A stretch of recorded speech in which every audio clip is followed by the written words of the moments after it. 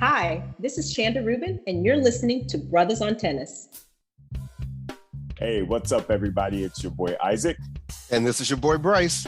And we are Brothers on Tennis. And folks, today we're bringing to you the review of the King Richard film. And we've got a panel discussion going on. We're so excited. And we've got some gentlemen on with us that we are very, very eager to hear their take on this film. And it should be a really, really wonderful discussion. So Bryce, talk to us about what we're going to do here today.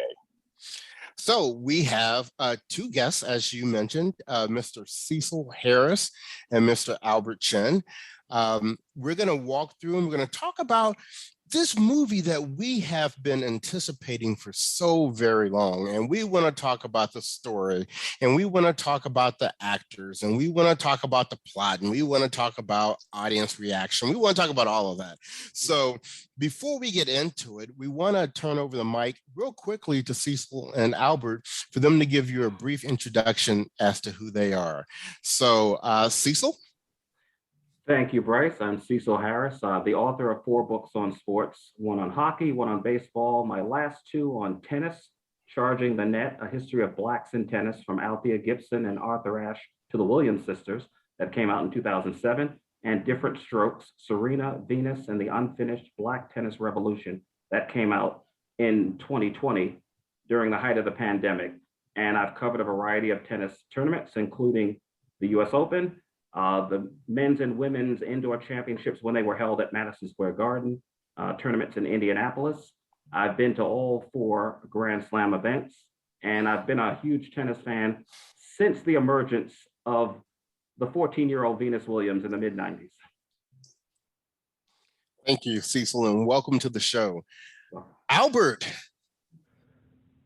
Hey, guys.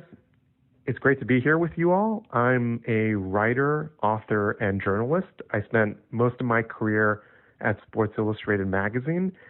I'm a producer and writer on All American, a podcast series on sports icons. Season 1 was on Tiger Woods, and I'm working alongside Cecil on season 2, and it's on Venus and Serena and coming out sometime in 2022. So I definitely have an interest in the Williams family, but also just as a big tennis fan, I've been following their story since the 1990s when they first came onto the scene.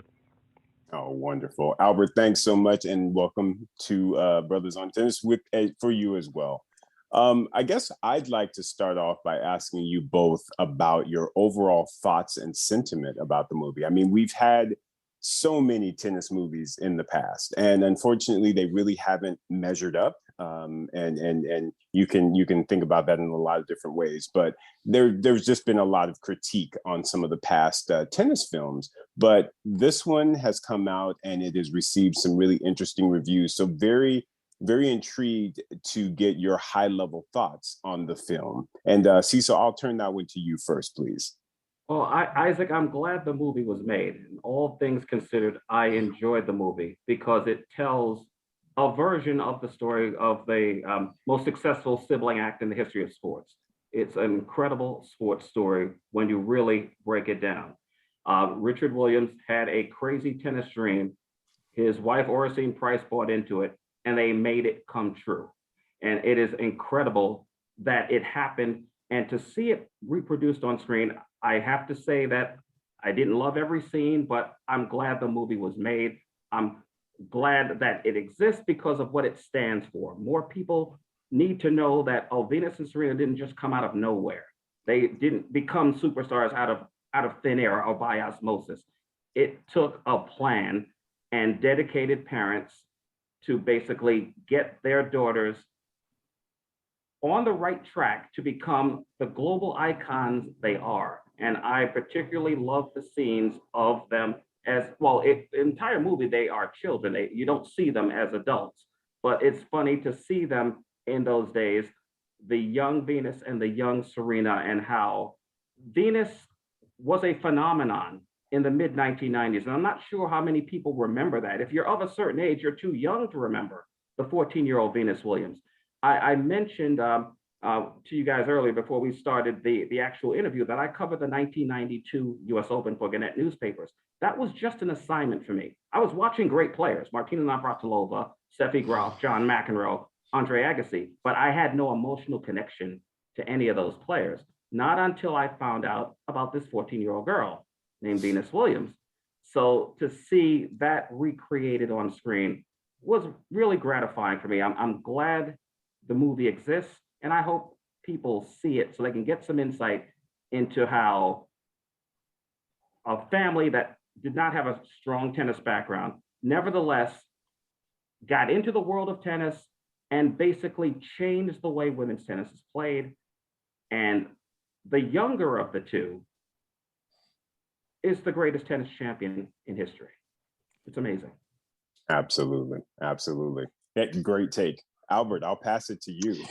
What are your thoughts? Yeah, no, I'm totally with Cecil in that I am just glad this movie exists. I mean, I think that like America had sort of like taken the story for granted a little bit. I think like, you know, just talking to my friends who have seen it and, you know, not necessarily hardcore tennis people like all of us here, and they just like either didn't know or had forgotten how remarkable and amazing this story is. And I mean, in terms of the movie, two things really stand out to me. I thought the acting was just remarkable. I thought like the performances were, you know, tremendous, and we can talk about sort of how accurate they were. But, you know, I think like all around the four, you know, main characters with the Williams family, I thought they were all just like spectacular. And the second thing is like, I think like in terms of the portrayal of the tennis,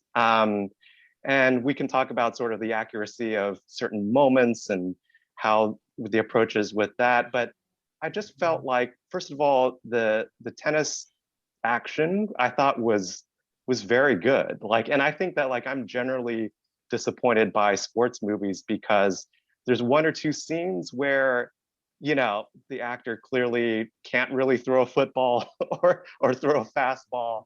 I remember there was a tennis movie called Wimbledon a few years ago, or maybe several years ago now. And, you know, I don't even remember. The tennis was probably fine, but it wasn't like it just like really bothered me that the tennis wasn't great. And I felt like when you were watching these two kids and also, you know, in their matches, like the tennis like felt like the tennis was real. It was like really good tennis. And I do think that like it also captured sort of the country club aspect pretty well. I mean, a little bit, some of it was a little over the top, but I do feel like in terms of like the general sort of vibe, I thought they captured that really, really well. Well, Albert, let's dig in a little bit on those characters. And one of the things when I first heard about the movie, I think one of the first things we all heard about the movie was that they were looking at Will Smith as playing Richard Williams. And I will be completely honest with you. When I first heard that, I was like, I get it from a box office standpoint, but you know, I'm physically looking at Will, and I know you can do a lot with makeup and all that kind of thing. And I think Fresh Prince, and I think, you know, and it just wasn't jiving for me initially. And then I heard that they had a list. So Will Smith was actually the producers, the number one choice they had for Richard.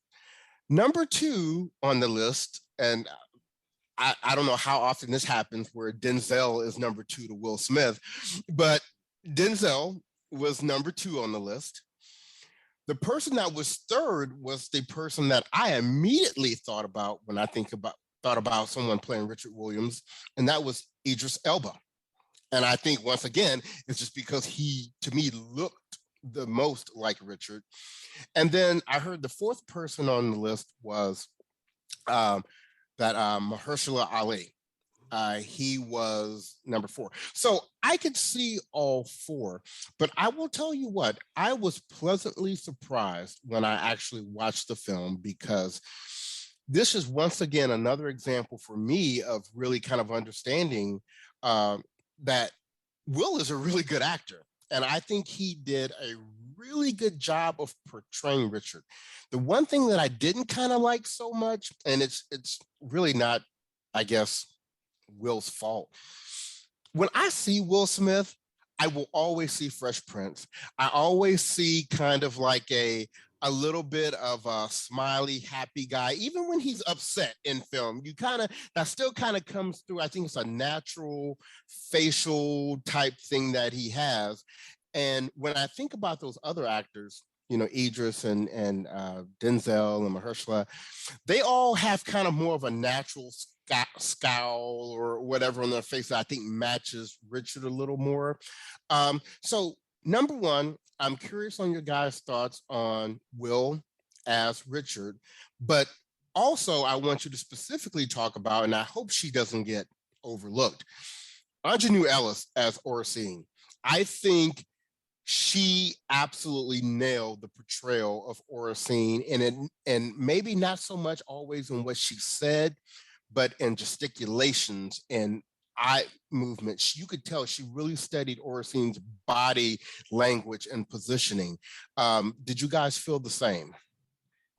I thought Aunjanue Ellis's performance is outstanding, and I hope she gets an Oscar nomination for Best Supporting Actress, and not just an Oscar, Screen Actors Guild, Golden Globes, all the major awards, because she's outstanding. But I think she had an advantage over Will Smith in this respect. We don't know a lot about Oracene Price.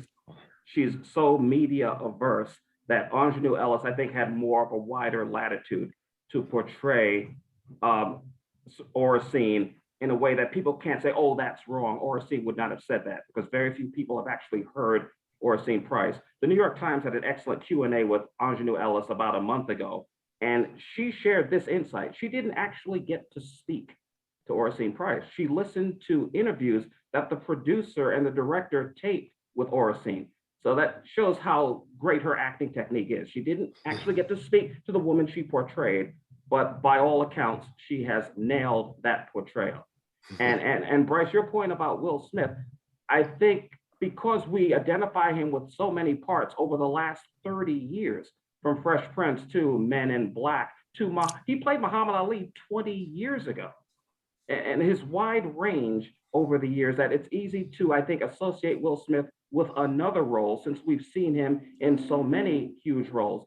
But I think your point is well taken in that Will Smith probably was number one on that list because he's box office.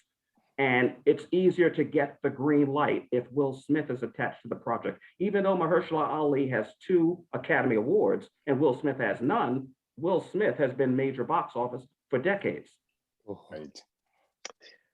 Yeah, it's those, I guess the 3 other actors you mentioned, I would love to see their interpretations of Richard Williams. Maybe there's a Netflix series out there where each of them can take like an episode and just run with it as Richard Williams. I mean, Richard is such a larger than life figure, and I'm curious to hear what, especially like Cecil, has talked to Richard, and just hear about sort of like, how close to the real Richard this portrayal is. But the thing about, in terms of like Will Smith versus the other actors, and I guess there's a little Denzel in this too, but like with Will Smith, there's just like that immediate star power and charisma.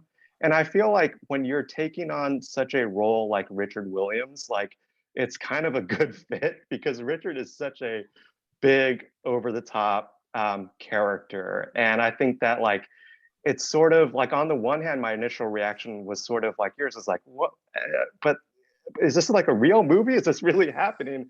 But, I think like the charisma, it's a charismatic performance. What I was really impressed by was that it also did feel somewhat restrained. Like I felt like, with Richard, there's probably a temptation to, take some of the explosive moments and sort of like, that we all sort of remember in terms of just the controversies through the years, and kind of run with that persona of kind of like the, the portrayal of him is sort of like the crazy tennis dad. But, I think like we all know that that's not quite Richard at all. And I think that Will Smith's performance, it's not really, I mean, it is restrained in that it's controlled, and it really felt real. Now, whether how close to the real Richard Williams it was, I think other people, including Cecil, are much better equipped to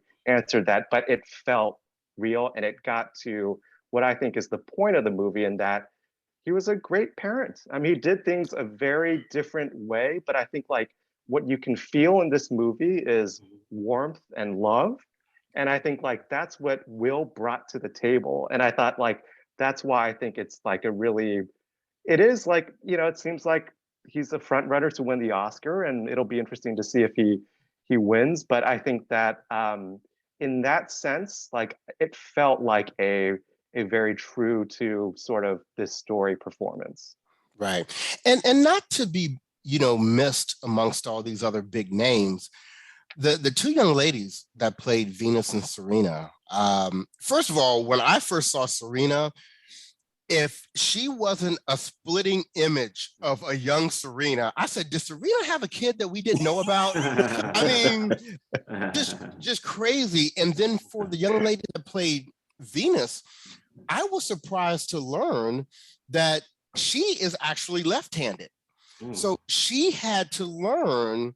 I mean, first of all, it was amazing that she learned Venus's technique as well as she did. Yeah. But then think about learning that with your non-dominant hand. Yeah. Mm-hmm. And granted, yes, Albert, like you said, the tennis shots were probably better in this movie than we've ever seen. Mm-hmm. And clearly there was some technology involved there, but it was about as realistic as you can expect. You can't expect these actors to go out and play at the level of a Venus and Serena. What did you all think about not only the two young ladies that played Venus and Serena, but any of the other characters? Isaac, I know you were a big fan of the Rick Macy performance. Yeah, I actually thought Rick Macy's character was just so over the top, and he played it so very well. I felt that the combination between him and Richard and their dynamic, to me, that was just, it was really portrayed well. Now, whether or not that was the actual, I can't speak to that, of course, but I just felt in the movie, I loved that dynamic. I loved Rick's energy. He always seemed to be up. But then there was Richard, always sort of the plan, being methodical. I really enjoyed their dynamic, I have to say. I want to go back to Bryce. Are you trying to say that there was some CGI maybe with the tennis? I mean, that is maybe just a little. My friend brought that up before I actually watched, and then I watched, and I'm like, I'm not sure that I mean, the tennis was really good, but anyway, that's. Maybe we just have to break it down in another episode. Yeah. I think there's a way to take a convincing left-handed serve or left-handed forehand and switch it. So I'm not sure the young lady who played Venus, I'm not sure she had to do anything with her offhand. Serve as best as you can left-handed, hit your best left-handed forehand, and we'll do the rest. But I'll tell you, it's key, though. Props to those two girls, because you have to believe that they are talented when Richard is taking them to see Vic Braden and the coach of John McEnroe and Pete Sampras. If those girls go on court and they clearly look amateurish, which has hurt so many other movies in the past, you wouldn't buy the rest of it. You have to believe young Venus and young Serena have the potential that we see on screen, because in real life they certainly did. Otherwise, you don't take them on. You don't move the family from Compton to Florida unless you see the potential. And the girls exemplify that. And as for Will Smith's performance briefly, because I've had a couple of conversations with Richard Williams that were unorthodox when he chose to leave the stands and take a walk around the grounds at the US Open because he was too nervous to watch. I knew that was his habit. So when I saw him getting up, I got up and met him outside. And he had two ground rules for me: no recording, no note taking. And in those moments, Richard Williams showed me that he has more tennis intelligence, a much higher tennis IQ than we see from the portrayal in the movies. I'm not saying they portray Richard as a country bumpkin, but Richard Williams knows more about tennis than we see in this movie. In fact, decades ago. Go ahead, Isaac. No, I apologize. See, so I think that the only point I was going to emphasize with what you were saying is, again, they showed him reading the magazines. They showed him really doing his studying and his research. And so I think, like you were saying, he definitely knew. It's funny. We always talk about there's so much that they could have dug into in this movie on so many different parts. And I think that's where they kind of scratched the surface when they showed him going to his security job, but he threw out all those tennis magazines and he's doing his research and he's doing his reading. And I think that speaks to your point. Sorry to interrupt you there, Cecil. That's all right. That's all right. Richard was self-taught with tennis magazines and VHS tapes and sharing them with Oracene so they can impart that to their daughters. I mean, that is implied. It could have been more forcefully presented, but it's fine. I thought Will Smith captured the voice, the inflections, and the physicality of Richard Williams, who is a big man. He's bigger than most of the people with whom he interacts. And Will Smith in the film is bigger than most of the people he interacts with. So Will Smith, I thought, embodied that. But again, Richard Williams knows more about tennis than what we see from him on screen. And that could be, well, the movie sort of ends in 1994. By the time I met him in 2000, that's another 6 years of tennis knowledge that he has acquired and imparted to his daughters and expressed in interviews. And I would have liked to have seen more scenes showing, oh, Richard really knows his stuff. Not just, oh, open stance. It's kind of like, but for comic effect, I felt that they had him saying that so often, whereas he could break down Venus's game, break down Serena's game, also break down Martina Hingis's game once it got to that point, break down Elena Dementieva's game, Kim Kleister's game. He knew what the other opponent's strengths and weaknesses were and could impart that to his daughters, which helped them professionally. But, you know, the movie basically ends around 1994, so I guess they didn't want to go into that. Albert, any thoughts on the Rick Macy character or?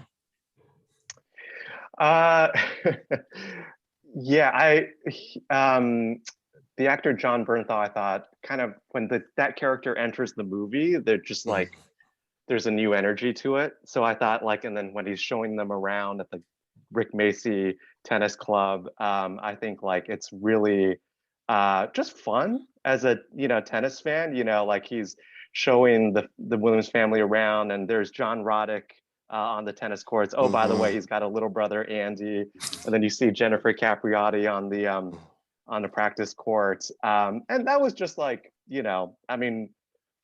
pretty fun stuff. As someone who has talked to Rick Macy, I thought that it was a pretty accurate take on the guy. I think like there is sort of what is interesting is that this was a guy who was a coach during these very crucial years, and he was just like out of the picture by 97 or 98 in terms of like his connection to the Williams family. But there was this 4-year period where he was really out on the tennis courts, pretty much every day of the week with Venus and Serena, and got to know Richard very well. So it was a really interesting decision by the filmmakers to make him such a prominent character, but I think it was ultimately the right decision. And, I think that, again, I think like the actor, I've heard him talk a little bit and how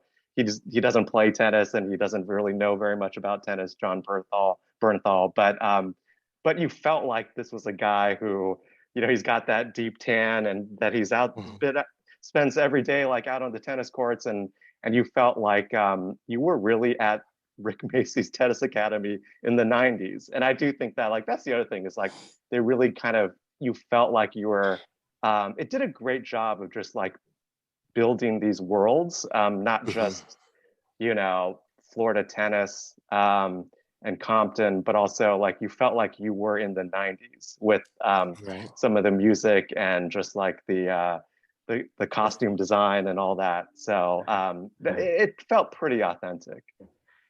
Yeah, Rick Macy had a 1990s mustache, didn't he? And a haircut too. Yes, he did. But Albert, you touch on something that's very interesting. You know, since we have not seen a major release film on like an Althea Gibson or an Arthur Ashe, this is the first kind of tennis movie about a sport of, let's say, privilege that originates from a family of color, from maybe a non-affluent family.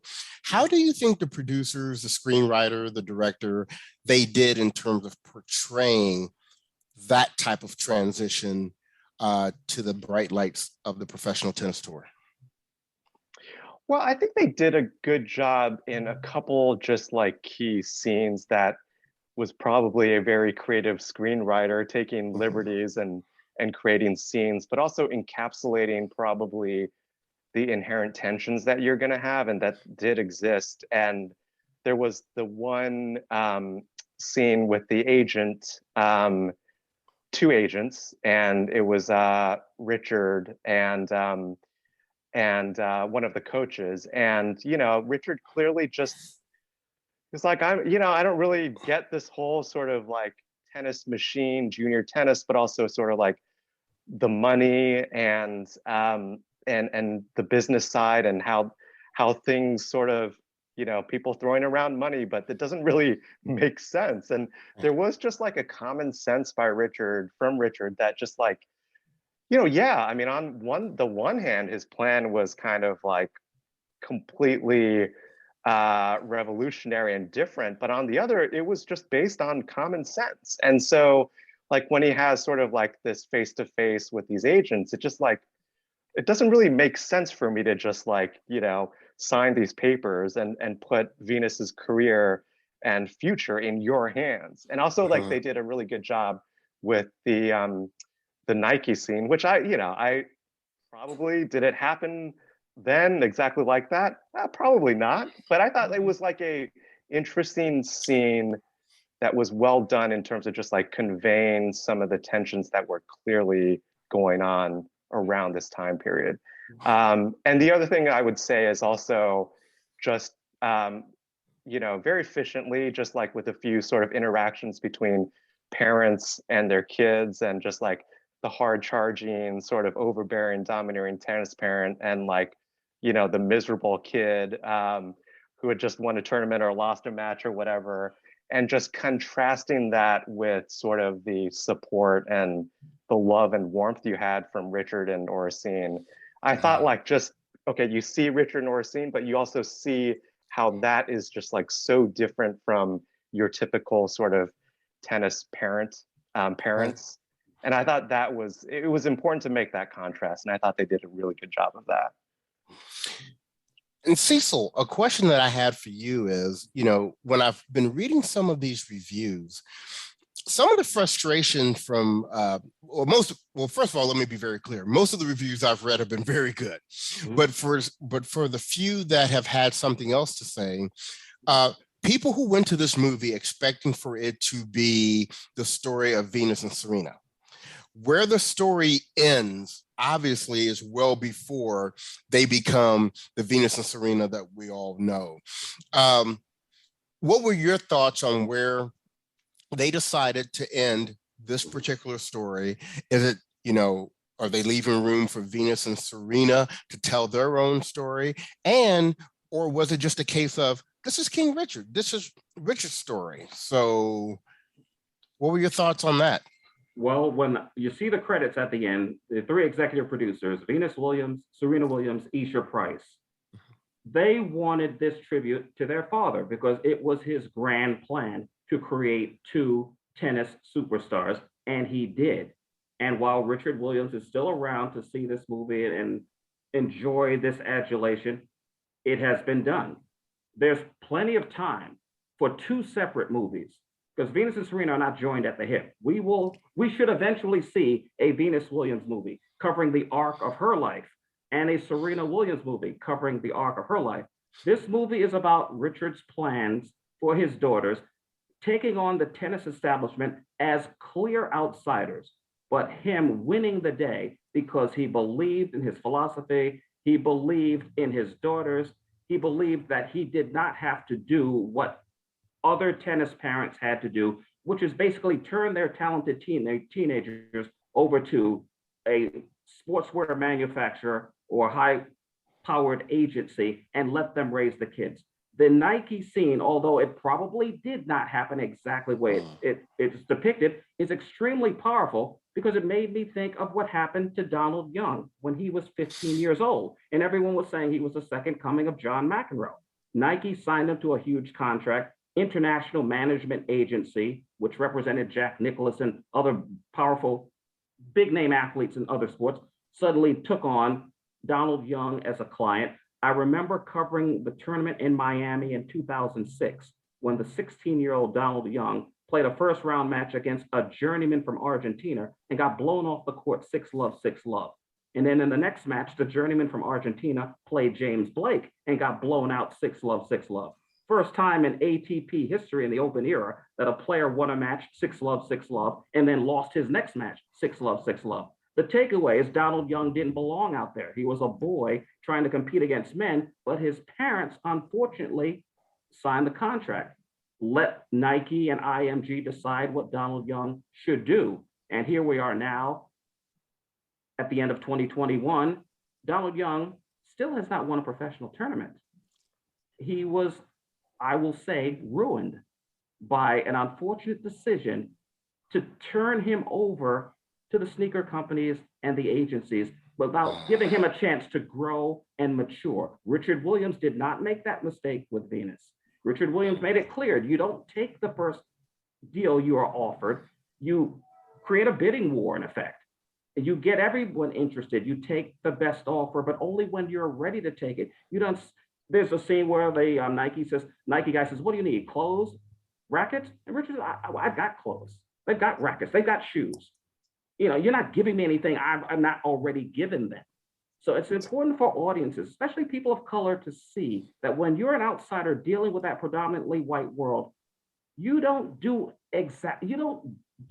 what they tell you is best for you. You should come in with some knowledge of what is best for your family. And Richard clearly knew he had a bottom line in mind. So he didn't jump when they were offering things that he had already given them. And you could say, and there's a powerful scene where Oracene says, well, you should talk these things over with me. And he should have. And Oracene, the actress Aunjanue Ellis, shines in that scene. Richard tended to be kind of a lone wolf in making these decisions instead of consulting his wife, but his instincts were correct. And it's important for people to see that you don't have to be taken advantage of if you don't come from that strong. You don't come from a tennis background, but that doesn't mean you're a country bumpkin and that you're going to be played by these people who are basically often acting like sharks. And they probably thought Richard Williams was done. They probably thought he would take the first offer, which would have turned out to be a lowball offer. And we need to say for the record, Rick Macy asked for 15% of Venus's future earnings and Serena's future earnings. Can you imagine if Richard Williams had agreed to that? Right. Exactly. Right. Yes. Yeah, it's crazy. It really speaks to, and I just think of scenes in the movie where, again, with Richard, when you think about the scene where he comes home after the rainy practice and they've got the folks in the house and you know, we heard a disturbance or we heard that there are issues here.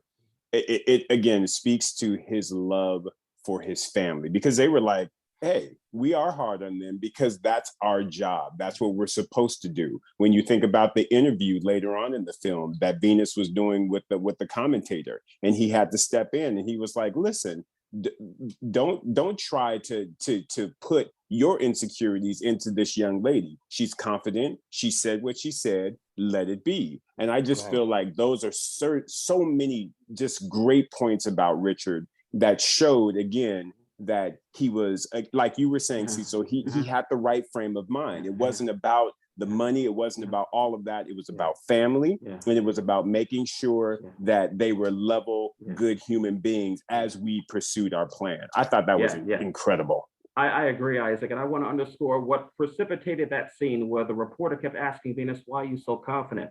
Venus won her first match as a professional at the Bank of the West Classic against a journeywoman, Sean Stafford. Then she gets to play world number 2 not world number one as they depicted her in the movie. Arantxa Sanchez Vicario was world number 2 at the time. And a reporter asked Venus a question that any good journalist would ask: do you think you can beat her? And Venus at 14, I know I can beat her. That comes from her parents, what they instilled in her. She's not there just to be seen. She's there believing I can beat anybody here. All right. So guys, I guess I would like to ask you, because we're talking about different points in the film, and I'm interested to know, are there any scenes where you were like, now they could have left that out, or maybe it wasn't as you may have thought and or expected? So very curious to get your thoughts on a scene and or scenes that, you know, you may not have necessarily agreed with. I did not like the way the Venus Arantxa Sanchez Vicario match was portrayed. Now, Venus is up 6-2, 3-1, which is a story in itself. That's the achievement as far as I'm concerned. I remember I'm in New York, staying up late watching ESPN Sports Center and CNN Sports Tonight to try to find out what happened in Oakland. Venus is up 6-2, 3-1 against a player who that year won the US Open and won the French Open, and a few months later would become world number 1. But the movie shows Arantxa leaving the court at 6-2, 3-1, saying something to the umpire, walking off, walking down the corridor. That doesn't happen in tennis. You can't take a break like that in the middle of a set. You can take a bathroom break at the end of a set. Only if you have an injury can you then call for a trainer, as Serena did at Wimbledon this year when she tore her hamstring. Serena comes out, diagnoses the injury. Serena tried to play on at Wimbledon, she could not. But in this case, it's pure fiction to have Arantxa leave the court at that time, trailing 6-2, 3-1.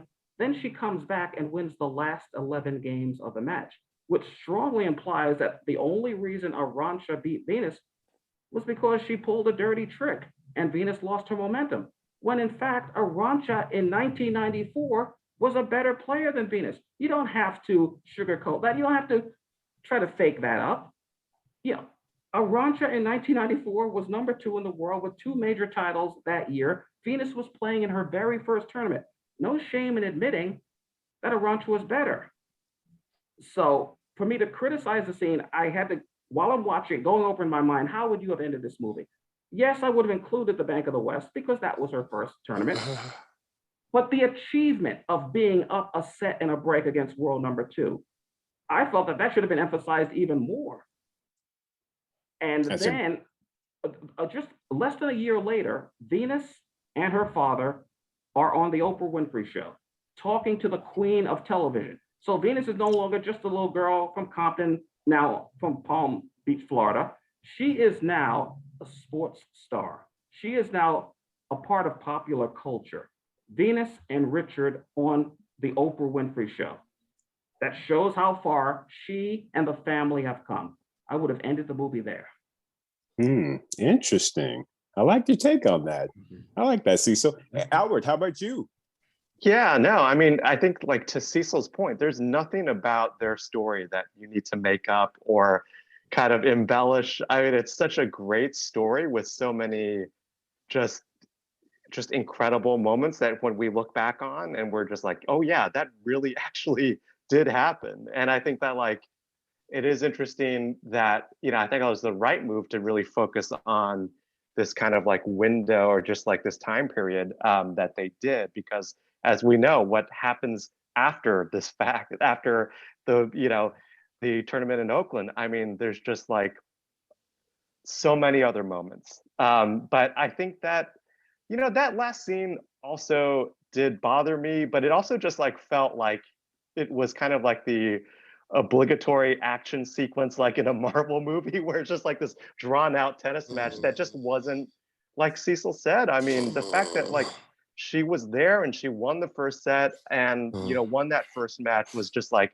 such a huge achievement. I mean, I did love sort of like that very quiet moment in the locker room with Orsine, Richard, and Venus. And I do feel like those moments did really elevate it, you know, just kind of like above your typical sports movie. I do think that this was like better than your typical sports movie. It's not really a sports movie. It's kind of like a movie about parenting and family. And I thought like those little moments like that were really good. I mean, the one thing that I felt was maybe missing was sort of maybe, it's a pretty straightforward film. It doesn't really get too messy with some of the controversies and even sort of like the pushback from the tennis establishment.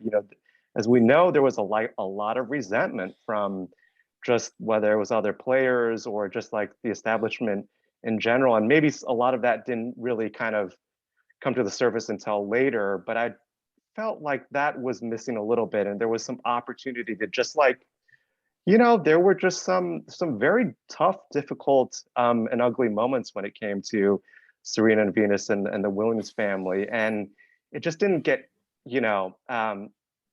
get to those points really. I know you're kind of limited in terms of like, you're trying to tell a story about Florida in this specific time period, but it just like felt like in terms of this family and this story, it was missing that component. That's why we need to see a movie about Venus and a movie about Serena, not one movie about both of them. They've had separate arcs, separate lives. We can get into the bump heard around the tennis world, which didn't happen until 1997. We can get around to Elena Dementieva speculating aloud, oh, Richard will decide who wins when they play. That was 2001. We can get into the worst officiated tennis match I've ever seen, the 2004 US Open quarterfinals, when Serena was jobbed against Jennifer Capriati. And it was so bad that the USTA issued a public apology to Serena the next day. And that was the impetus for the video replay that came in 2006. And we can get into so many other things. Justine Henin in 2003 at the French Open raising her hand, I'm not ready. And the umpire, I don't know what the hell he's doing. It's his job to supposed to see that, but he's instead asking Justine, did you put your hand up? And she doesn't have the grace, the common decency to say, yes, I put my hand up. The first serve should be a let. And instead, Serena is whistled and hissed off the court at the French Open because Justine Henin lied and the umpire was not competent enough to see that Justine. There are so many other things that have happened in the careers of these two sisters that can be put in separate movies. King Richard, I think it's a smart decision to end it in 1994. But again, I don't like the way they faked up the Venus Arantxa match. They could have told the truth about that match. Venus wasn't ready to beat Arantxa yet. But a few years later, Venus won 7 of the 10 matches between those two. And Cecil, I can't believe you named all those moments and you didn't name Indian Wells. Yes. Oh, Elena Dementieva, that's where she said Venus, well, that's where she said Richard will decide. So I didn't mention it, but it happened there. Because Venus had beaten Dementieva. And that's where she made that comment. Yeah. So there are so many others that happen along the way that need to be shown on the big screen, and not documentaries are fine. I love documentaries, but a feature film about Venus, a feature film about Serena, we need to see that in the years to come. Absolutely agree. How do you guys feel the film is being received just by audiences and being critiqued overall? Have you gone out, looked at reviews, and just interested in how you think the general audience, as well as those who do critique as a living, are really looking at this particular film? I like that most critics I've read realize that this is better than the typical sports movie. That's in almost every review I've read, because it is better. The girls look like they can play tennis. You hate it when the star can't hit, can't throw, can't pitch, or when the director has Shoeless Joe Jackson batting right-handed when he actually batted left-handed. Things like that. They're just so easy to get right, but they still get it wrong. I find that in a lot of reviews, though, they're reviewing Will Smith more than the movie. And fortunately, Will Smith's performance is strong, but I can recall the Washington Post article that is really about Will Smith's comeback. That's how that particular critic saw it, because he's had some movies that were disappointing at the box office in recent years. And now this is one that should do well. at the box office. It opened number 4 when it came out. And I think this will get Will Smith a Best Actor nomination, if not a Best Actor Oscar. But there's more to it. Ingenue Ellis's performance is not reviewed as widely. It does not. It doesn't figure as prominently in most of the reviews that I've read. A lot of it focuses on, this is Will Smith's comeback film. Yeah, and it's the reviews have the reviews have been overwhelmingly positive. There's no question about it.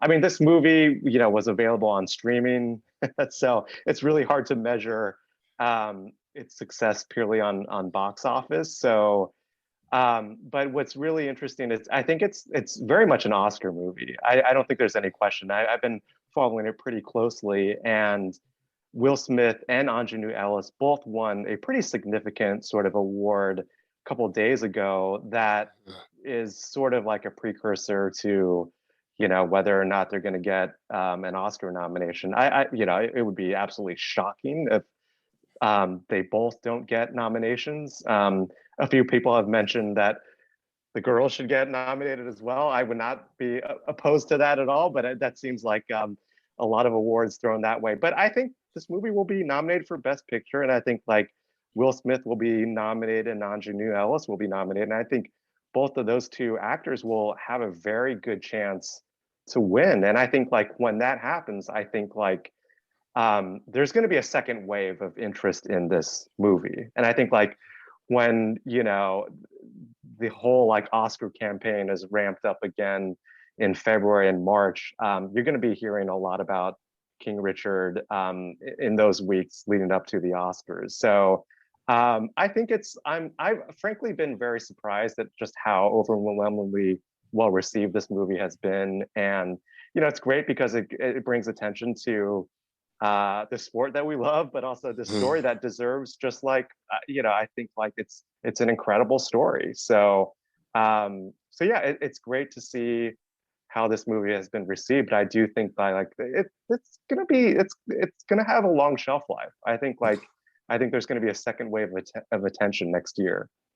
And I've also heard that Warner Brothers is doing the full push for the whole Oscar nomination piece. So yeah, and Will Smith has never won, so I think like that will be a big part of this narrative leading up to the Oscars, is that Will Smith finally deserves to win his Oscar, and we can take this performance head to head with his Ali performance, but I think like it just feels like the time for Will Smith to get his Oscar, and I think he deserves it. He did a really great job with this.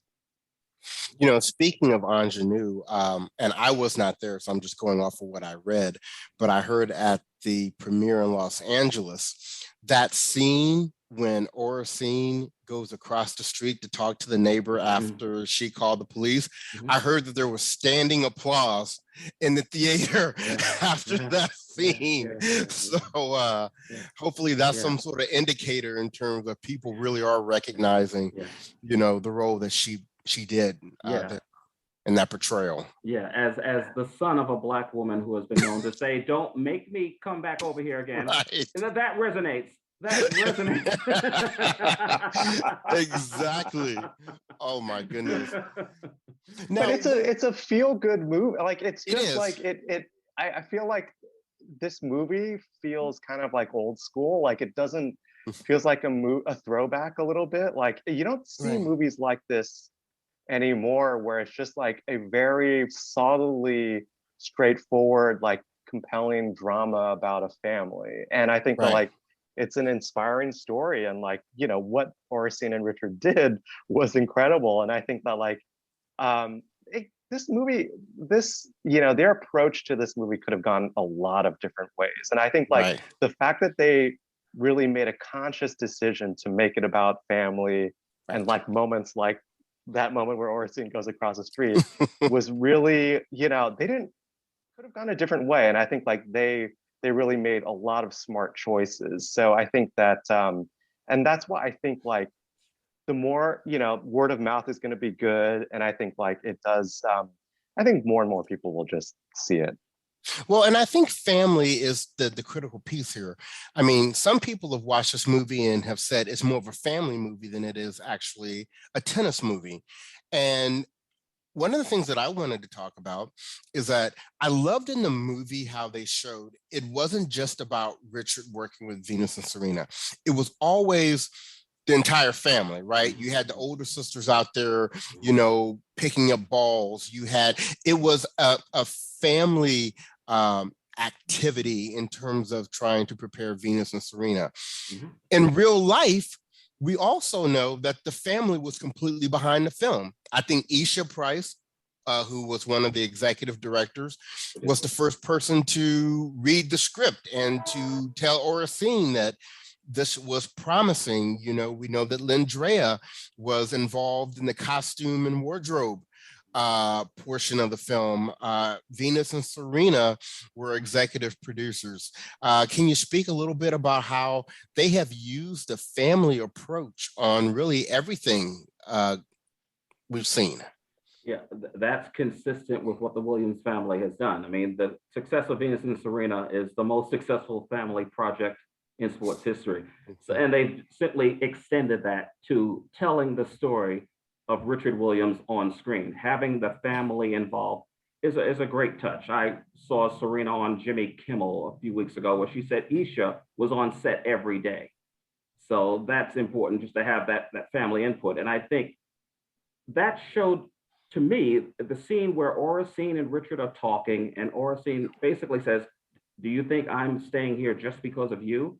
I'm staying here for these girls. My faith dictates that I stay with you, but I'm not here strictly because of you.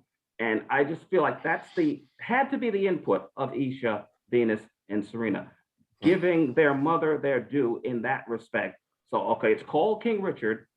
Oracene's name is not in the title, but she's much more than a supporting player in the life story of these girls.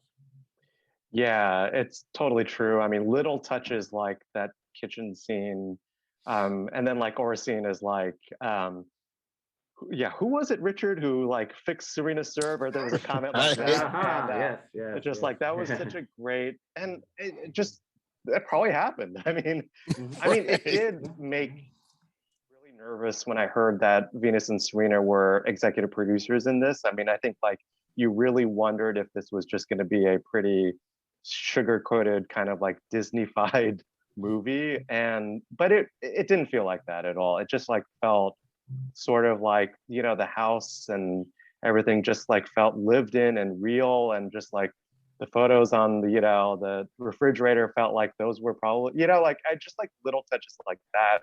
And so you did feel the family's involvement, but I think in a very, very good way.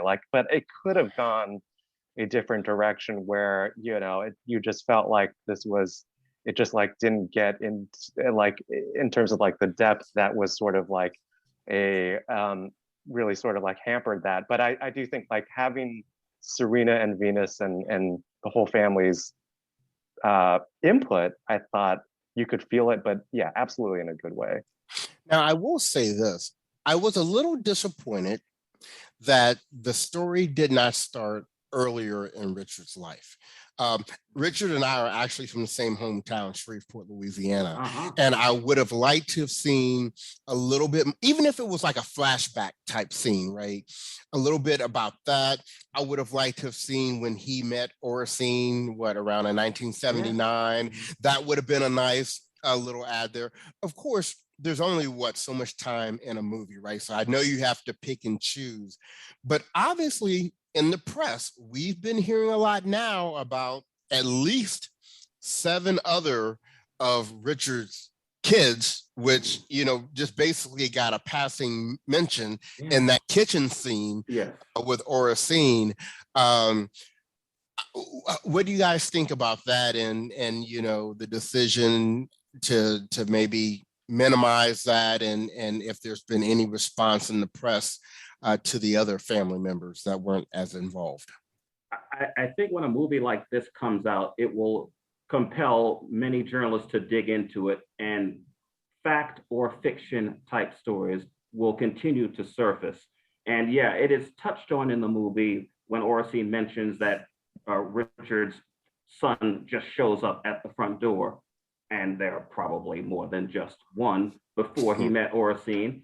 And those stories are going to come out, but I don't believe it's going to influence whether voters decide this movie is worthy of an Oscar nomination or not.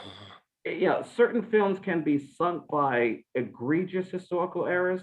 You know, I don't see an egregious historical error in the movie, even though, you know, Rancho Sanchez Vicario does not come off well, and she didn't deserve to be sort of indirectly smeared that way. She didn't need to cheat to be Venus when Venus was 14. But leaving that aside, I would have loved to have seen a scene where Richard met Oracene when she was waiting for a bus. That would have been a sweet scene to recreate in a flashback. That's how they met. They're sitting there talking. Oh, you're a nurse, and just have that in the flashback. Also, the scenes in Shreveport, I have on my shelf Richard's book, Black and White as I See It. He endured some horrific things in Louisiana growing up. Flashbacks could have been used to inform Richard's decisions later on, especially when he was dealing with what I will call the gangbangers.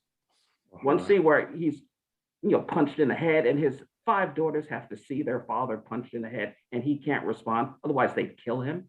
And then there are 2 other scenes.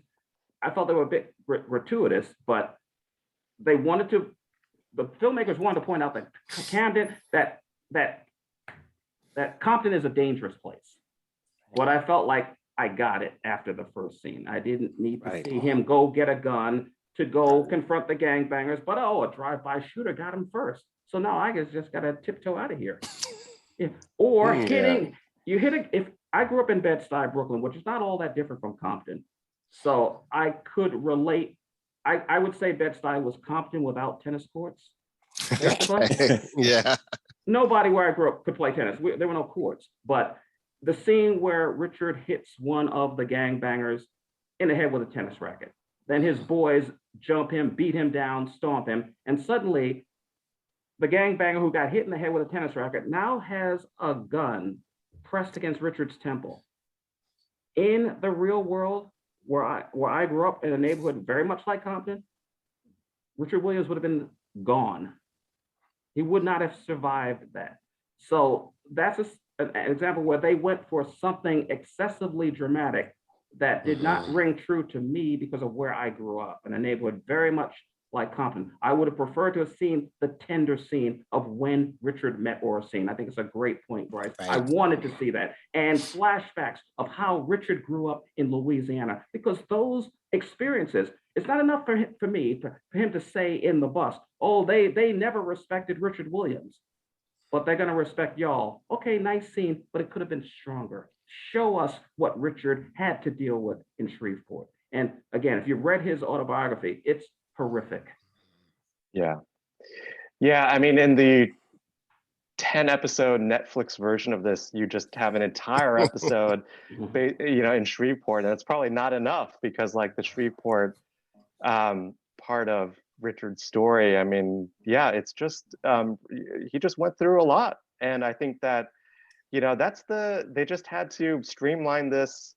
With all these flashbacks we're talking about, it sounds like we wanted like a 4-hour movie, but eliminate the gangbanger scenes and substitute when Richard met Oracene.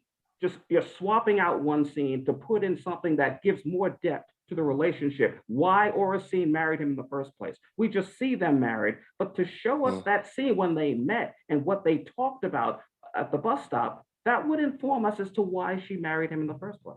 Right. Exactly. Absolutely. Yeah. Well, you know what? We have just so enjoyed this conversation, and I just feel like on our own, it could probably continue for another hour. But one of the things that we want to do just to wrap this up, and we thank you, Cecil and Albert, so very much for joining us today. I just want you to give us your last kind of thoughts on the film, and really have your thoughts directed towards somebody maybe who hasn't seen the film yet, or somebody who's on the ledge of, do I go see this? Do I watch this or not? I'm not really a tennis fan, and Isaac, I include you in this as well. So Cecil, what would you say? I would say anyone who is thinking about seeing the film should see it because it tells the story of the greatest sibling act in sports history. And it is a family story. You don't have to be a tennis fan. In fact, they fake up that Venus Arantxa scene so much that, you don't really need to know what went on because they're telling you an alternative version of what went on. The real story for me is the family, the love of father and mother for their two daughters, and the big dreams they had for them, the plan they had for them to achieve those big dreams as complete outsiders from the tennis world. Can't emphasize that enough. So many Black people go through junior tennis and you don't hear from them again. Things like the black draw, or your match starts at 11. You show up at 11, your match was at 10. You defaulted, sorry. I mean, so many things that the Williams family did not have to deal with long term because Richard saw through it. I've got a better way. And as a result of Richard's plan, you see that Naomi Osaka's father did the same thing with his two daughters. And Coco Gauff's parents did the same thing with her. And Richard Williams established a blueprint that other tennis families of color are following.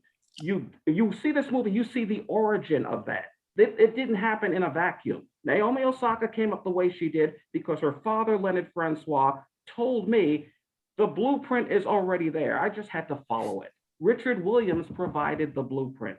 That's why this movie is so important. Excellent, excellent point. Albert.